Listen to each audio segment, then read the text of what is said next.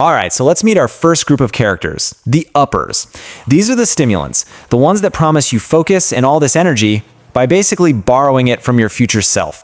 And we have to start with the world's most popular one, caffeine. I mean, for so many of us, the day just doesn't really begin without it, right?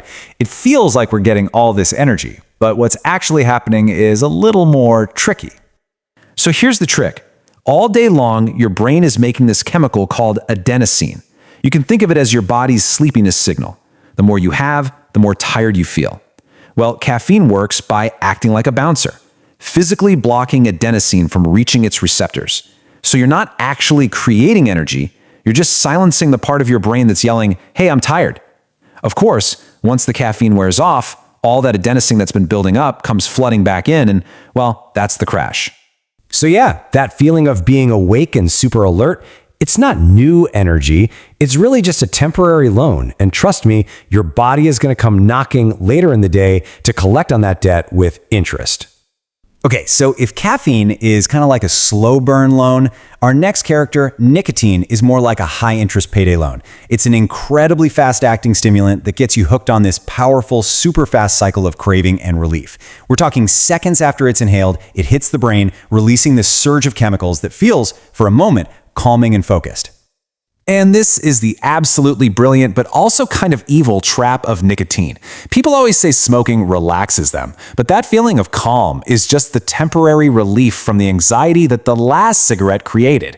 It's a perfect vicious loop. The drug becomes the only cure for the problem that it's causing. Now that cycle is powerful, but to really understand the heavy hitters in the stimulant world, we've got to talk about the brain's master chemical of motivation. Let's meet dopamine. This is the brain's reward chemical. It's what tells us, hey, that was good, do it again. And this brings us to cocaine, which totally hijacks that dopamine system. What it does is act like a dam, and it stops your brain from clearing out dopamine like it normally would. This just floods your brain with pleasure signals, creating this immediate, incredibly powerful rush. But because you're burning through your entire daily supply of reward in just a few minutes, the high is super short-lived.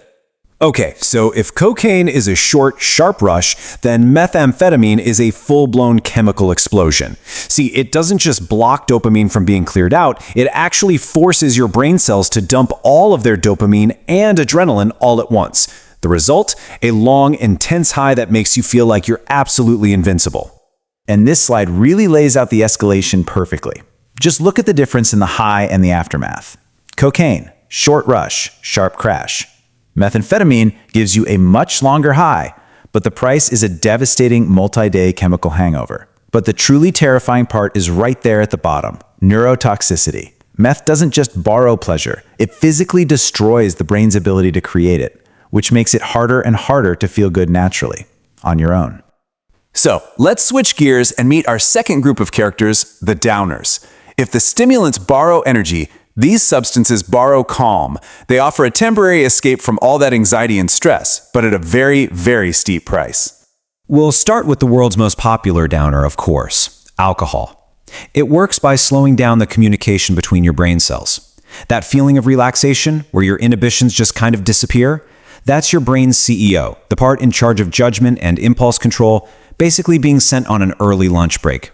The whole experience follows this really predictable path. The onset brings that familiar warm social feeling, but as you hit that peak, your judgment and coordination start to fade, even while your brain is telling you, hey, you're totally fine, you're in control. And then the come down, which we all know as the hangover. A full-bodied crash as your brain desperately tries to get its chemistry back in balance. Next up are prescription sedatives like benzodiazepines. You might know them as benzos. What they do is crank up the volume on GABA, which is basically your brain's natural brake pedal. It creates this powerful sense of calm. But here's the problem. The brain gets lazy. It starts to forget how to press that brake on its own. And that is what makes them so dangerously addictive.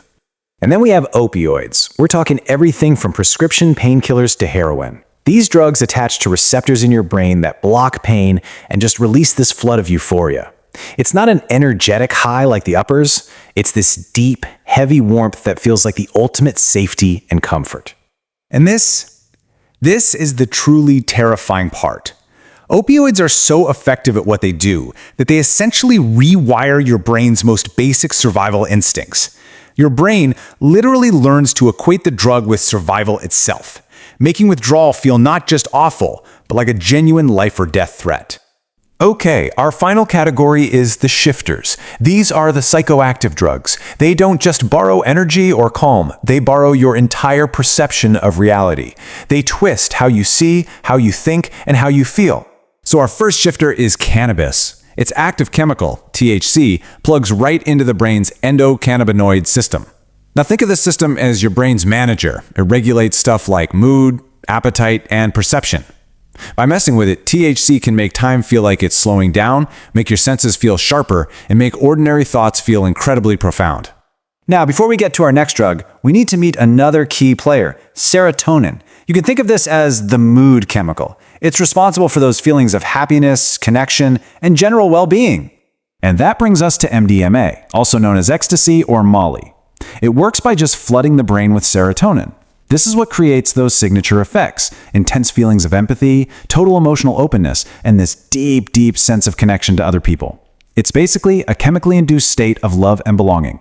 But that feeling comes at a really steep price, as you can see right here on this chart. MDMA doesn't create new serotonin. It just forces your brain to dump its entire supply all at once. So you get this incredible peak, way above normal levels, but then just look at the crash. Your serotonin levels are left completely empty, which is why it can lead to days of depression and total exhaustion afterward.